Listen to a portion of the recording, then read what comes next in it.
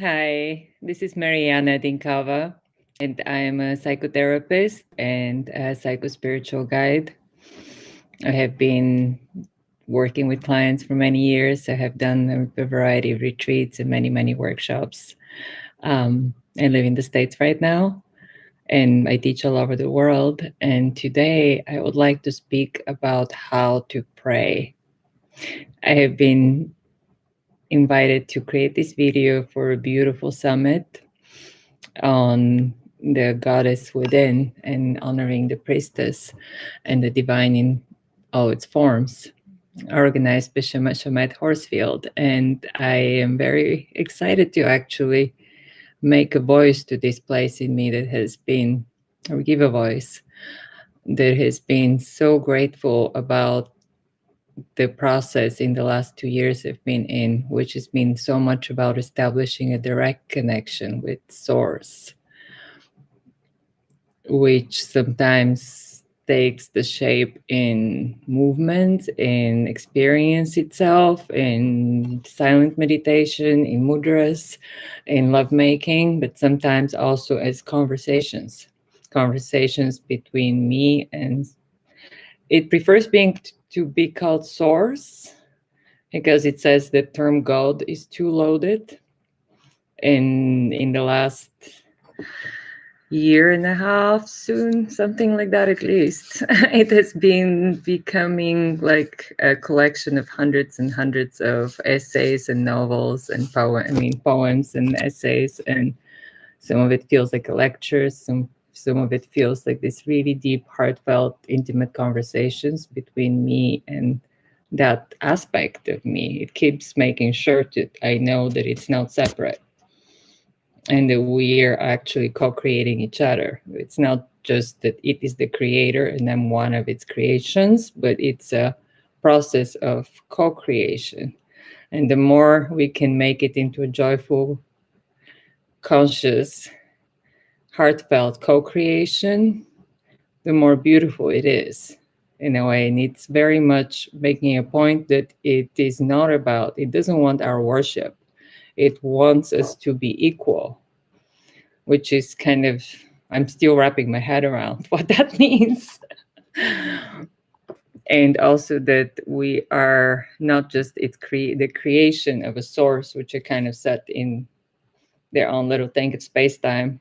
And yes, each of its creations kind of, or bits of itself that goes into manifestation or goes into being guides, or like when it gives a spirit or the wrapping of a soul to a part of itself and sends it into manifestation, in which through whichever incarnations or however, as whichever beings in whichever realms that ends up manifesting in, and sometimes simultaneously apparently, because a soul can have multiple incarnations in different dimensions as different beings, or sometimes in the same planet, sometimes not.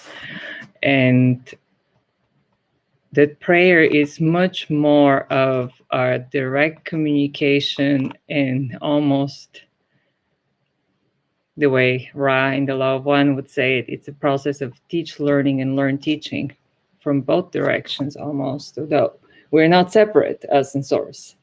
And but it is informing each other. We're informing each other through the communication with it and through the communication with each other and with the different aspects and fragments of the self. In some ways, in some of the poems, he's explaining it. It is like the one self pretending to be many through all of us, kind of engaging in the act of, I don't want to say divine masturbation, but something like that, since there is only one, and through its different aspects and fragments, pretending to be different manifestations in different creations in their communication, it is stimulating itself, it's informing itself, it's learning from itself, it's pleasuring itself, it's turning itself on and off, burning itself, bringing itself to birth, to life, and to death, kind of co-birthing itself moment to moment. And there are multiple things that I think have been quite misunderstood about prayer, or put in a package in a way through different traditions and religions that doesn't give it justice and what's possible through it. In some religions, prayer is very much when you prostrate yourself in the feet of the creator, or this kind of imaginary, like, because often those gods are portrayed as very vengeful, very jealous. You're sinner by birth. How does a god who's that loving and powerful apparently create sinners before they've even gotten a chance to be in manifestation? Or however that gets also understood in many ways, because a lot of people misunderstand karma, or even what trauma through lived different lifetimes can be and looks like. And on the other hand, so there is also what aspect of the divine do you direct your communications to? Be it things that you're sharing, because prayer is very much, it's way bigger than, hey God, I want that. And it's not like, hey, little powerless me, gimme, because I wanna. I mean, that's one way of approaching it, kind of like the helpless baby to the all-powerful parent. That often doesn't give justice to our own abilities, although it's so important to collaborate with that force, because it doesn't even need us to do 50-50. And it doesn't want us to do it all by ourselves, as if we're not connected. It wants, the way it put it, Source wants to be our wing woman. And as long as we do part of the work, it's willing to do all the other parts. It can be way more than 50%. And ideally, it doesn't want us to do too much out our own will, so to say, like pushing and pulling. It wants us to be a joyful, flowful co-creation. And so there is also, which aspect of the divine are we aiming at in that communication? Whether it is to express our gratitude, to speak to it as our most trusted and dear friend in a way, or to share when we're hurt, to share when something beautiful or something happened. But are we aiming to this highest aspect of a benevolent, loving source consciousness? I don't want to even call it deity, because deity is when it becomes personal, or it gives these personal faces on aspects of the divine.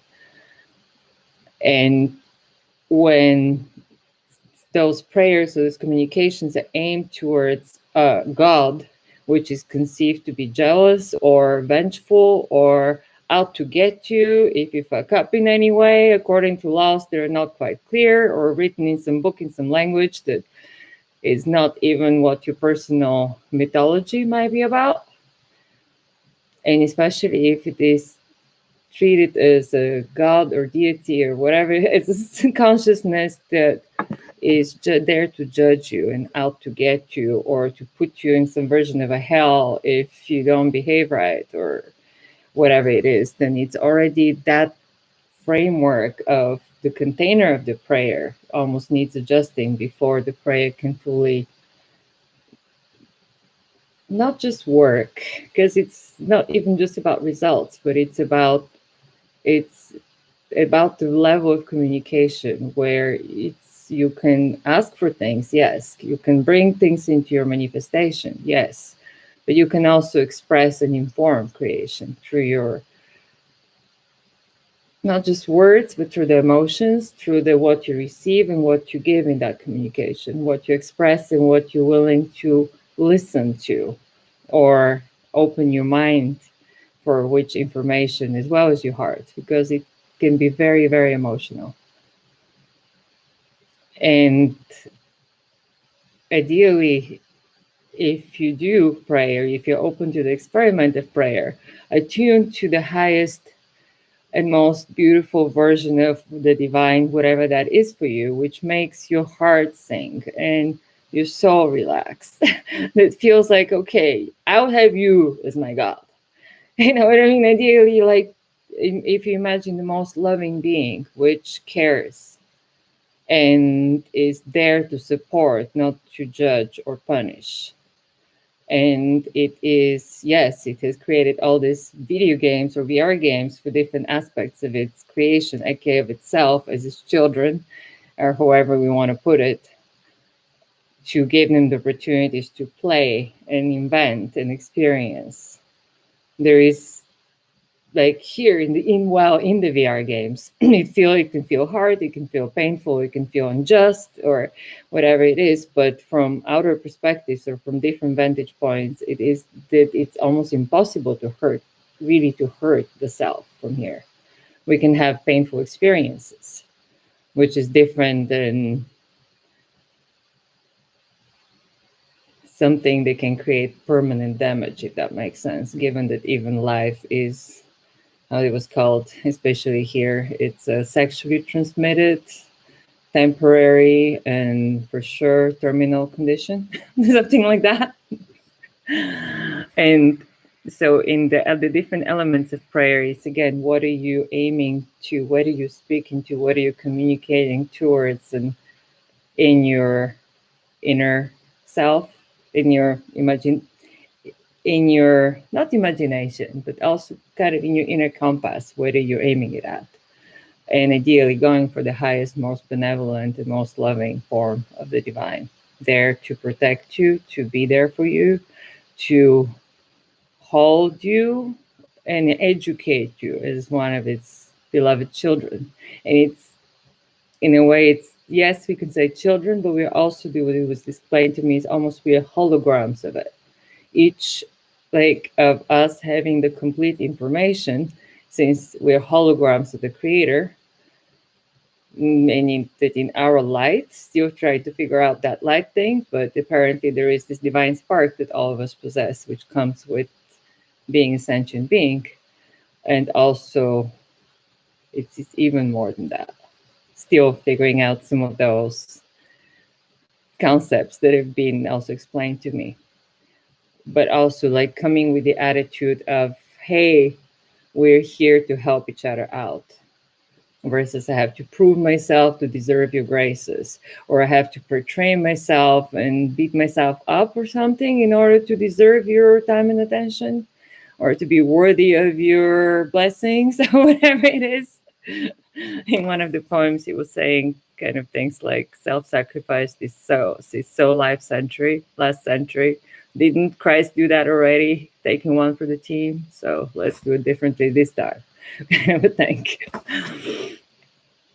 And the other part of prayer I also want a presence to is which part of yourself are you speaking from when you're speaking?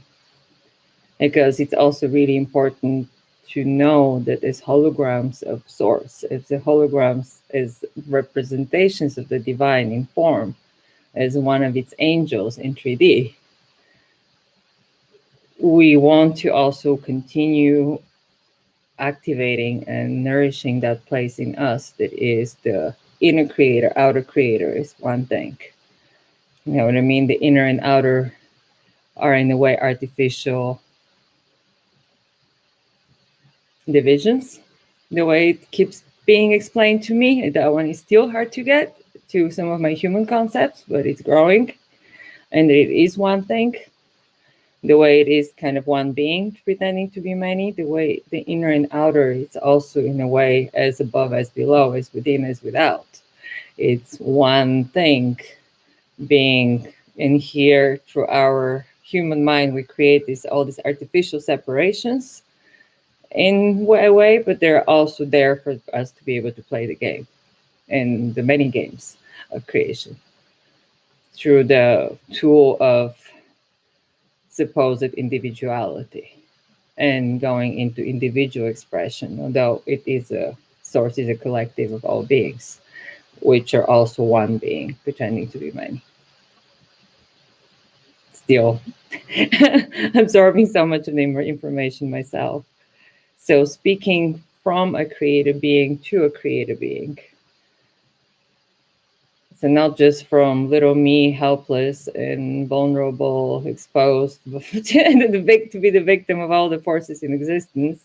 Please give me, mommy, daddy, take care of me. But kind of much more from one creator being to its I don't want to say bigger, but the way he was explaining me, it's almost like two fractals, one bigger than the other, both of them infinite, which is, you can also make it as a trinity, the human self, or whichever, or the kind of the self in manifestation, the higher self and source, or just self and source, same. Just for a lot of people going through the thing of a higher self or a guardian angel, it's easier to conceptualize to get the communication channel going. It's not necessary, but for a lot of people it helps. So if involving the thing of a higher self, or speaking to a guardian angel or guardian spirit or something, is something that makes it easier to imagine having a more personal relationship or one-on-one connection with the whole of creation, aka source, and the intelligence of that, try it out. And if you want to go directly, try it out also. The idea being, it's a communication, it's heartfelt communication too. It's okay if you're expressing your pain, or if you're expressing your pleasure, if you're expressing gratitude, if you're expressing desire or longing, or where you're at, where you're at and what's in your heart. And it's also important to, because the way it puts it, like in a way, given that we're all holograms of source, it's sorcerers and sorceresses, which is, we're divine beings with way more abilities than we allow ourselves to know, and way more knowing and wisdom, but also not just knowledge. That's why knowing, it's kind of more direct, because with knowledge you have to store it, then you have to remember it, then you have to recall it. And there is also the part of direct knowing, which goes straight to the information field, or direct to the cache and back, which can give you information about way more than just what you have already experienced and learned from direct experience, or whichever classes and courses or education.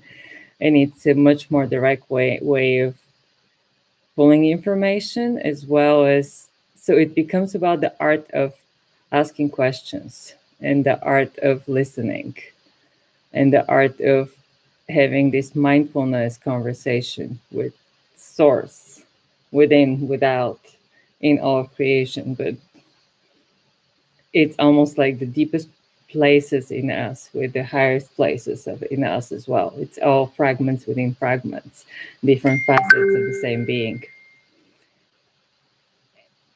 And also coming from the attitude of, hi mom, or hi divine dad, or divine mother, or however, it's, for some people it's easier to imagine that also as the divine parents, or even divine grandparents. And there's some aspects of that feel like, or come in as that. And there is also aspects that are so beyond gender. But let's stay with prayer here. And some of it is also not just asking, give me this and I want that, but it's very much teach me how to. So it becomes a whole thing about allowing education almost from it as well. So in so many, one of the things I've been so grateful for about these ongoing conversations with Source, through all the different poems and all the different essays that have been happening in the last years, through automatic writing, and sometimes more with my conscious presence. At other times, apparently, I can disappear and come back many pages later and read and crack up, or cry, or both, and laugh. It's often can be very deeply emotional, and it's almost like having given birth in my own consciousness to this channel to one of my highest teachers. So it becomes also about allowing Source to teach you, to educate you, to answer your questions, to explain what you need to know around your concerns, to help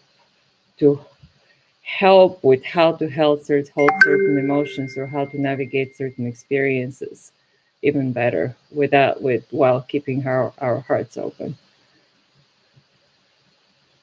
And how we phrase the questions, it's similar, like making intentions to medicine journey.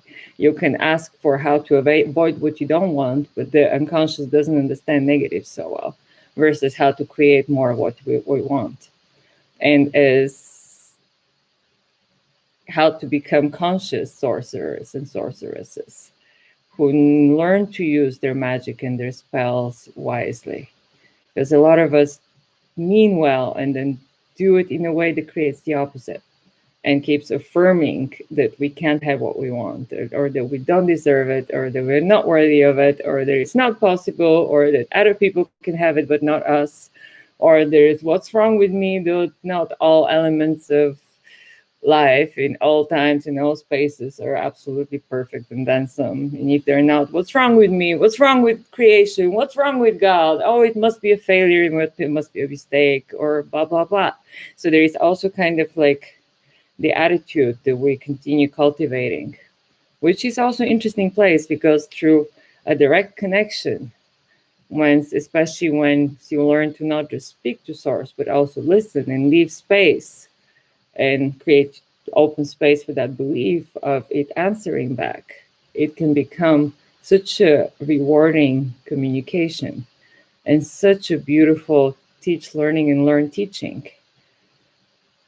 And how to use that space, not just use, but because it is between education, co-education, a beautiful, refreshing is an interesting way of putting it, but heart opening and soul deepening experience that is, yes, we can use it to bring more of the things that we want into our creation and into the life as we know it here, as well as to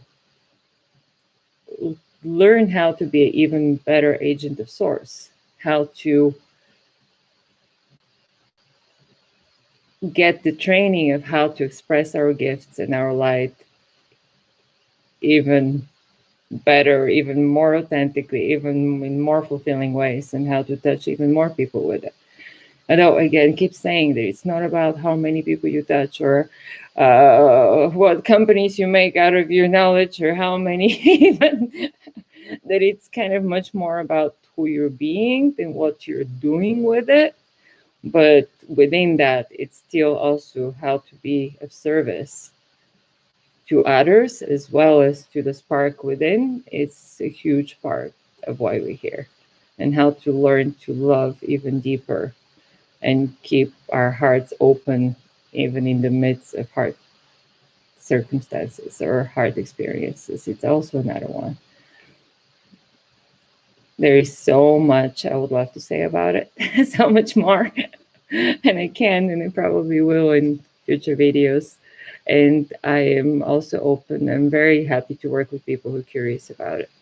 I've worked with a number of people already through different ways of different techniques I've been learning over time about how to connect with source or with the higher self, how to establish a direct communication with the higher self, how to learn to distinguish the difference between the higher self voice and the different voices of the ego, and how to refine our listening as well as our asking, and who we reach out to when we reach out for help, support, assistance, information, and whatever else.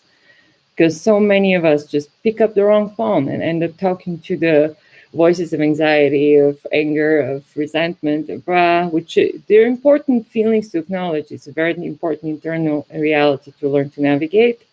But also, who do you reach out to help? Do you call it God or do you call it the devil? So say, like a being that is there to attack you, judge you, or affirm what's wrong with you and how unable you are, and so on, or a being that is there to support you, acknowledge whichever limitation there might be, because each individual self has different set of limitations. It's a part of how we engineer the games, and that's not as a bad thing. It's like almost sometimes the way it keeps explaining it to me, it's a part of kind of how to design a certain game set in order to play a game. You have to make not quite rules and characters within it, but something that also creates a certain sense of limitations in order to create the experience of playing together, or co-creating together, or co-manifesting together, whatever else it is, as well as the experience of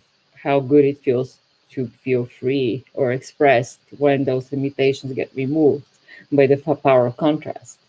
That supposedly here in 3D, we very much to learn about contrast, so that as a soul, we get a more developed taste of what we like, what we don't like, how to use our creation abilities once the limitations get lifted because of the different flavors of experience that we have experienced here. Because here is much more of the realm of getting experience than just creating different dimensions and creating all the different beings in them, which is also beautiful because we are still creative beings, and we're also this AI almost that is believing in its own separation, but is there to collect experience and to create experiences too. So feel free to reach out to me. If I would love to answer any questions. I love working with people who are open to that kind of knowledge and are open to learning from their own inner sorcerer, their own inner shaman, their own inner creative being, and from each other. And I'm looking forward sharing with you and learning from you, and reach out.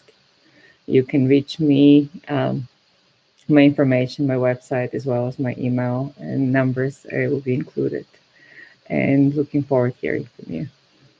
I'm offering a quick free consultation for people who are interested to know more about my work and to get a sense of how we could work together given whatever you're dealing with. I have a lot of experience with working with individual clients since 2001 and many workshops since 2007, and multiple medicine retreats to Peru, which are organized to bring groups to work with different shamans.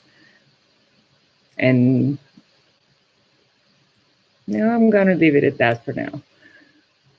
But also, with times I've learned that as much as the different medicines have so much to bring us and to accelerate our learning, we are the deepest medicine. And it's about activating that. And prayer, when used correctly, it's a big word, but let's say when used wisely and coming from the right place into the right place and in the right consciousness framework, it's such a powerful tool. And it's a powerful communication. It's more than a tool. It's a communion with creation itself as the creative beings that we also are. So let's pray together. And I would love to teach you what I know about it, and we can co-discover what you already know too about how to work with the fabric of creation and how to address the divine within and without. Let's be each other's mirrors of the divine, and looking forward to our collaboration.